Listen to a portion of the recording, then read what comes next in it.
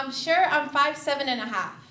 So I'm basically 5'8", and I know that my body is made up of 60% water. And I'm a Cancer.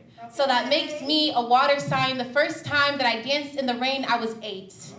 My papa called me inside the brick house on Boston, but the rain was always so much easier to listen to. The sound of each drop hitting concrete made me move more. I've played in pools and puddles since before I knew what an ocean was. I know that my heart is made up of 73% water. So it makes sense that I fell in love with the rain. The first time I got birth control, it was raining, and I was 14, and my aunt told the doctor it was for my acne, but I'm sure she was afraid I'd push out another mouth she couldn't afford to feed. I know that my heart is 73% water. So it makes sense that I fell in love in the rain with someone who turned my eyes into waterfalls. The first time I went to Planned Parenthood, it was raining.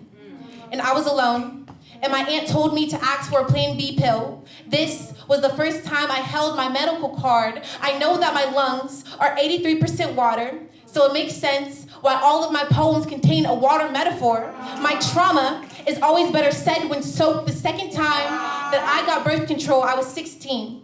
And of course, it was raining. He waited in the McDonald's across the street while I got an IUD. I know that my skin is 64% water, which is why it's not thick. I know that my bones are 31% water, which makes sense why they ache before the storm. I know the world is 71% water, and the Western Pacific is like 35,000 feet deep, and that's like, I don't know how many puddles, but I know when I was 15, I wanted to be covered in it. I wanted my fro to be flattened by the rain. I've always felt safer when drenched. Found home in every aspect of water. I know that 80% of the Earth's water is undiscovered, which is why I'm not afraid to drown.